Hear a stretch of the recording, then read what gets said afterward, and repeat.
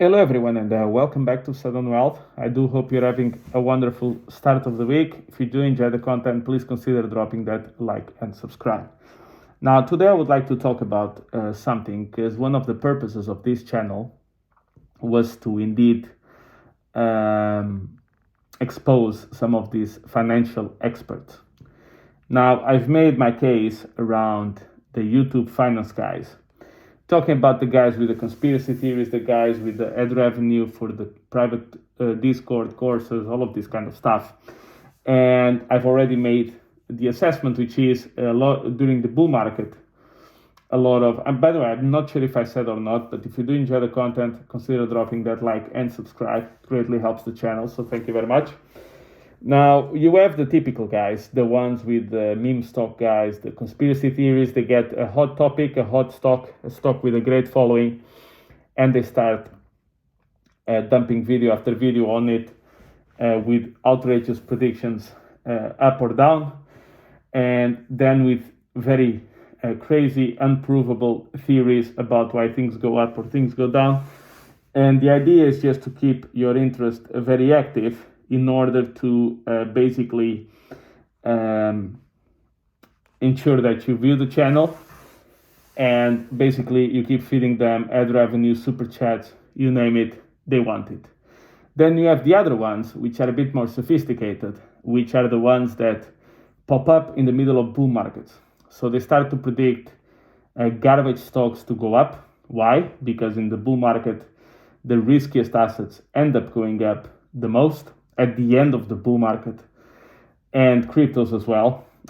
So they start making video after video about 50 different stocks, 50 different cryptos. The goal is to get one right, so then they can ignore the other 49 wrong, talk about the one they were right, not by any merit, just by pure luck, and basically talk incessantly about it. The idea is to convince you that they are geniuses, so you should spend, at some point, Jeremy Financial Education was charging, I've heard, up to $20,000 for a course. By the way, all the stocks that guy picked, they dropped, I think the best one dropped 70%.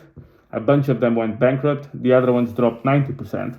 So that's the guy who charged $20,000 per course. Of course, he has 730,000 subscribers and millions of views, because that's the world of YouTube. The worse you are, the more you are rewarded. And so these guys have a clear goal, which is get something right, whatever it may be, convince you they are geniuses. Of course, they are not. They are just in a bull market, particularly the euphoria phase. And then the idea is to make you their source of passive income. So not only the ad revenue, the super chats, all of that, but to have you join private groups, private Discords, Patreons, courses, monthly subscriptions, you name it, they want it. So basically all the garbage that they end up picking goes down, but they don't care because they keep getting money every month.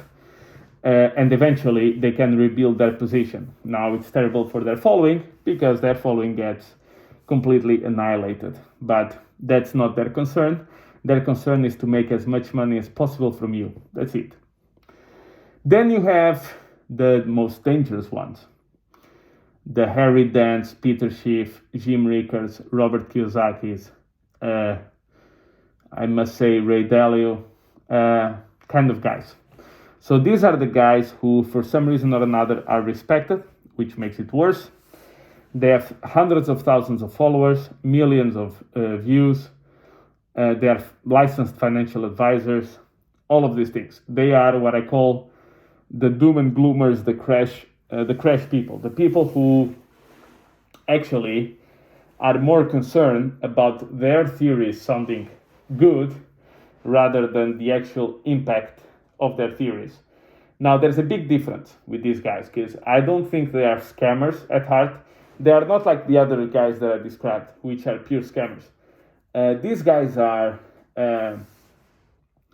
convinced that they are geniuses, and they are convinced that they outsmart everybody, and only they can see the reality, and the entire world is wrong. And then they are very well spoken.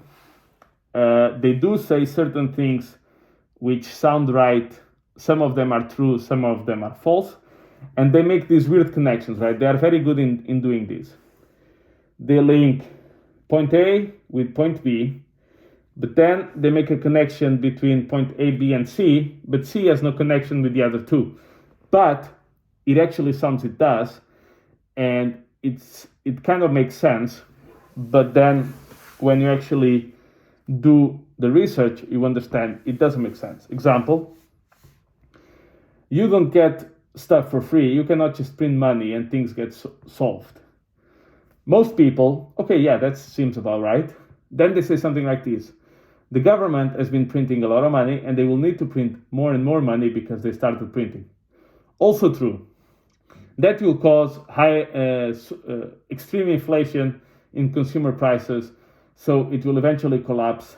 So it will collapse very soon, either the currency or the banking system. Wrong. Why? Check my video on Sunday and you'll see why we printed so much money in the last 10 years, 12, 14 years, and only after a certain disease that went about, you actually had inflation, but not because of the money printing, but the way that the money was distributed very differently. Check the video on Sunday. It looks upon it with great detail. That's why Japan has been printing money non-stop since the 90s, and they've had an average of 0% inflation over 30 years. If that theory was true, they should have been in hyperinflation for a long time. And they're always very good into coming up with excuses to why things didn't pop up. Now, I would like to flag a couple of guys. Harry Dent, been advising people to short the S&P and buy bonds since October 2009, which is very close to the bottom of the stock market, where we basically rallied 600% from there. 2020, he has a debate with Peter Schiff, and this says short stocks and buy TLT bonds. S&P was about 2,300 or something at the time, and TLT was close to 170. TLT is now 85 or 86, and stocks are, the S&P is well above $4,000. Peter Schiff has been predicting the collapse of the dollar since the 90s. It's imminent for 30 years. And he's been predicting that gold is going to go to 5,000, 10,000, 15,000 for as long as I've heard him. I've seen him having one good call, which is the 2008. And then you have the guy, which is Steven Van Meter, who is the bond king, who's like Harry, predicting bonds to go to the moon. So he's been telling people to buy bonds since 2020 aggressively. And now he needs to post, to promote certain stocks, certain garbage stocks in exchange for $6,500 payment per video. All these clowns are wrong. They are very dangerous because they convince people to follow certain investments. Now, you see, they predict end of the world, collapse of everything, because we as a human species are tilted to believing and to paying more attention to that kind of information than if you say something like, maybe things will not be perfect, but will be fairly fine. This gets no views. In fact, I'm here, oh my God, in 1 year time, the world collapsed, the end, finished. Mad Max, 3 years, Mad Max.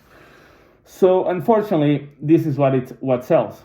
And here is the key. Those people make money with book sales, newsletters, sponsorships, YouTube podcasts, promoting garbage stocks for an exchange of a fee, by having you buy their funds and pay exorbitant fees. And by the way, I think in the Peter Schiff funds, you have the privilege of paying an upfront expense of 5%. So you start by losing 5% from the top. And of course, these guys make outrageous predictions. Like me and Peter were completely opposite. Gold was at 2,000 something. He said, "Oh my God, buy gold because it's going to go to 3,000 immediately." I said, "No, it's going to go to 1850." I was right. He was wrong. He doesn't care because he's telling people to buy gold now because it's a big opportunity, and he's going to get paid either because people are going to buy gold or people are going to buy his fund, and he's going to get a management fee. The point is, with all these doom and gloomers, their theories sound very nice. But every time you hear one of these guys speak, do something. Go make a bit of research. It will take you, I promise, 15 minutes. And you'll start to understand that they've been saying this for 10, 15, 18, 20 years. They've been wrong all the way. Redent had 2 funds, got delisted because they perform like garbage. Peter Schiff, don't take my word for it, go check the reviews on his funds. Trash. Robert Kiyosaki was on his Twitter, "Oh my God, the stock market is crashing." And then I go look and NASDAQ was down 0.1%. These people are obsessed with, like they wake up, another day of end of the world. And they go along like this. They're all millionaires, by the way, because they make a lot of money with this kind of stuff. You don't. People who believe these guys, Peter Schiff was saying that Bitcoin was going to go to zero. Bitcoin was under $100. And he was convincing people to sell Bitcoin at that time to buy gold.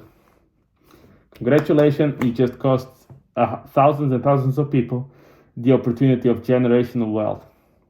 But he doesn't care, because he gets paid anyway. Gets paid by YouTube, by people buying his funds, by people buying gold. He gets paid anyway.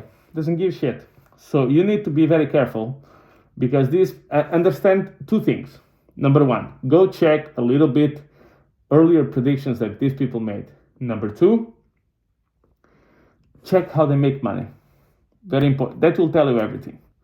So I hope that this helped you not fall for these very famous doom and gloomers out there, and that you can actually understand how they make their money, and how to be careful to not fall trap to this kind of craziness that goes around. So thank you very much, guys, and I'll catch you in the next one.